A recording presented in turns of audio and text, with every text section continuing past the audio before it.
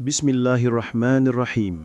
Assalamualaikum warahmatullahi wabarakatuh. Sahabat beriman yang dirahmati Allah Subhanahu wa Ta'ala. Alhamdulillah, segala puji hanya bagi Allah, Tuhan pemilik langit dan bumi, yang memberikan kita nikmat kehidupan, iman dan Islam yang tidak ternilai harganya. Sholawat dan salam semoga selalu tercurah kepada Nabi kita, Nabi Muhammad sallallahu alaihi wasallam, kepada keluarga beliau, para sahabat beliau, dan seluruh umatnya hingga akhir zaman. Sahabat beriman, kehidupan ini adalah perjalanan yang penuh ujian. Di dalamnya ada kebahagiaan, ada air mata, ada kelapangan, dan ada pula kesempitan. Salah satu ujian terberat yang sering menimpa manusia adalah urusan hutang. Hutang bagaikan beban yang menggantung di atas kepala setiap hari, menjadi rasa takut, menjadi luka batin yang sulit terobati. Seringkali seseorang tampak tersenyum di hadapan orang lain, namun di dalam hatinya ia sedang menangis memikirkan hutang yang belum terbayarkan. Ketakutan ketika telepon berbunyi, rasa malu ketika didatangi penagih hutang, rasa bersalah kepada keluarga, rasa gelisah setiap malam hingga sulit memejamkan mata.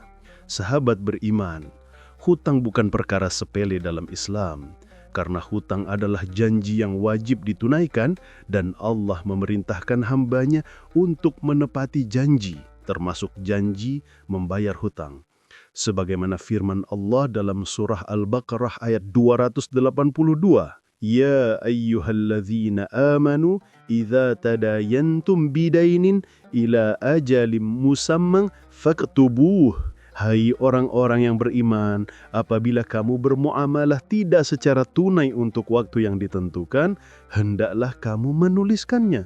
Ayat ini menjadi bukti bahwa urusan hutang sangat besar perhatiannya dalam Islam. Bahkan ditulis dalam ayat yang paling panjang di Al-Quran. Karena hutang dapat menjadi penyebab permusuhan, perselisihan, bahkan terputusnya silaturahmi akibat kelalaian dalam membayar hutang.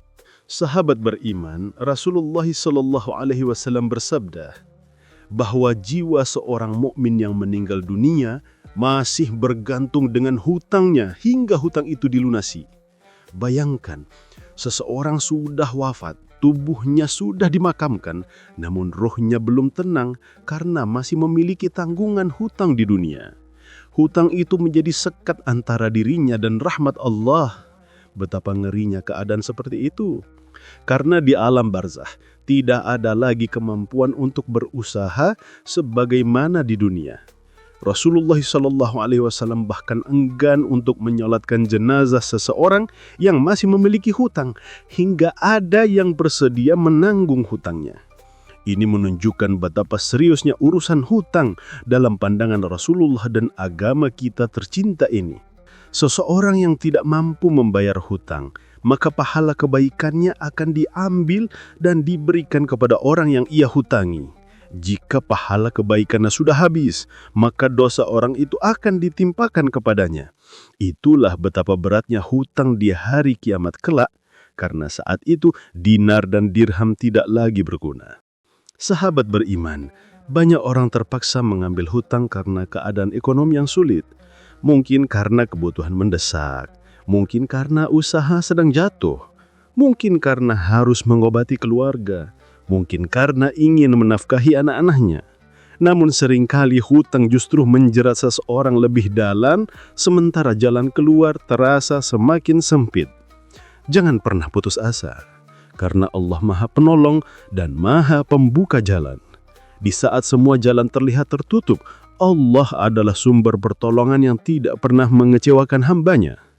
Ketika semua manusia berpaling, Allah tetap ada bersama kita. Allah berfirman dalam surah At-Talaq ayat 2 dan 3, "Wa may yattaqillaha yaj'al lahu makhraja wa yarzuqhu min haitsu la yahtasib." Barang siapa bertakwa kepada Allah, niscaya Dia akan menjadikan baginya jalan keluar dan memberinya rezeki dari arah yang tidak ia sangka-sangka. Ayat ini menjadi cahaya harapan bagi mereka yang sedang terhimpit hutang.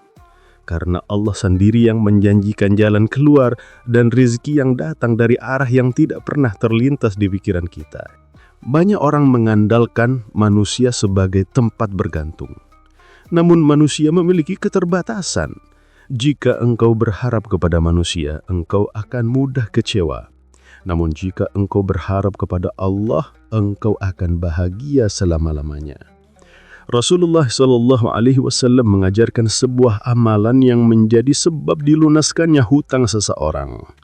Kepada Mu'adz bin Jabal, Rasulullah SAW berkata, "Maukah kamu aku ajarkan sebuah doa yang apabila kamu memiliki hutang sebesar gunung Uhud, niscaya Allah akan melunaskannya?" Lalu beliau mengajarkan doa pelunas hutang yang menjadi pegangan para sahabat untuk membebaskan diri dari lilitan hutang. Doa ini bukan mantra, bukan sekedar ucapan, namun sebuah bentuk ketundukan yang paling kuat kepada Allah, Zat yang maha mengatur seluruh rizki di langit dan di bumi. Di antara penghalang rizki adalah dosa. Maka memperbanyak istighfar menjadi cara terbaik untuk mempercepat datangnya rizki dan melunaskan hutang. Allah berfirman dalam surah Nuh ayat 10-12. "Faqultu astaghfiru rabbakum innahu kana ghaffara yursilis samaa'a 'alaikum midrara wa yamdidkum bi amwalin wa banin." Maka aku berkata, mohonlah ampun kepada Tuhanmu, sesungguhnya Dia Maha Pengampun. Niscaya Dia akan memberikan kalian hujan lebat, Dia akan memperbanyak harta dan anak-anak kalian. Istighfar bukan hanya menghapus dosa, tetapi mendatangkan rizki yang luas, melapangkan hati yang sempit, menenangkan pikiran yang kalut, dan mempermudah setiap urusan. Istighfar berarti mengetuk pintu langit. Dan pintu langit tidak akan pernah mengecewakan hamba yang mengetuknya dengan ketulusan. Hutang tidak hanya menyiksa diri di dunia, tetapi dapat menjadi penghalang surga di akhirat. Seseorang mungkin mampu bersembunyi dari penagih hutang di dunia, namun di akhirat ia tidak akan bisa bersembunyi dari keadilan Allah.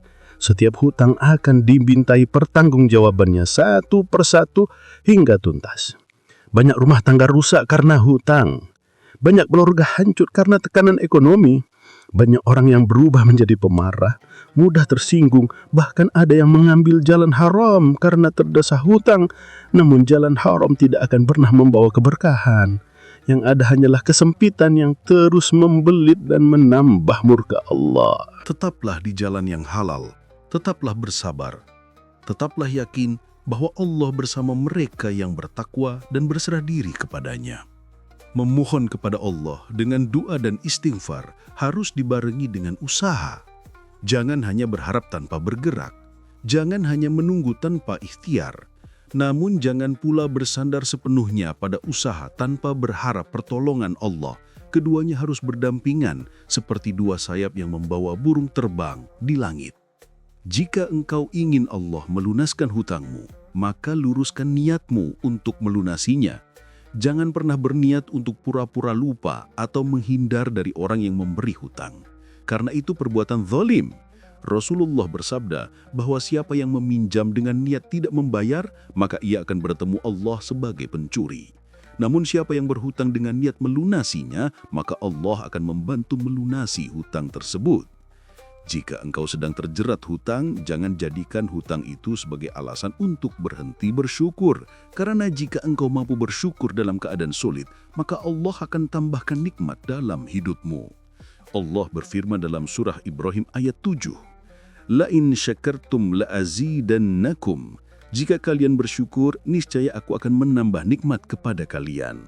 Syukur membuka pintu nikmat. Istighfar membuka pintu ampunan, doa membuka pintu pertolongan. Sahabat beriman, orang yang sedang terlilit hutang harus memperbanyak 3 amalan ini. Syukur, istighfar, dan doa dalam setiap hembusan nafas, agar Allah memudahkan jalan keluar baginya.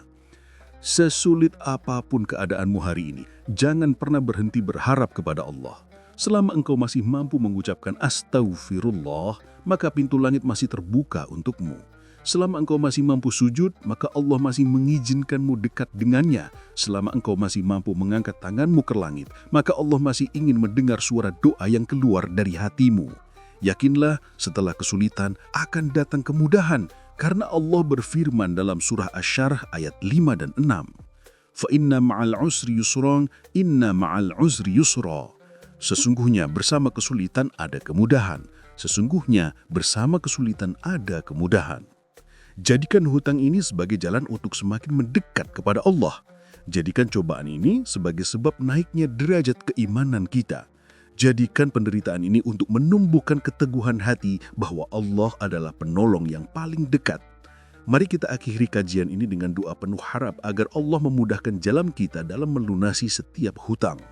Ya Allah, Tuhan yang Maha Kaya dan Maha Pemurah, ampunilah dosa-dosa kami yang menjadi penghalang rezeki kami.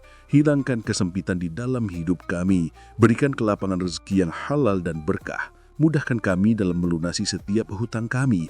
Jauhkan kami dari pinjaman yang menghinakan. Kuatkan kami untuk menempati setiap janji yang pernah kami ucapkan. Lindungi kami dari riba dan segala pintu keburukan.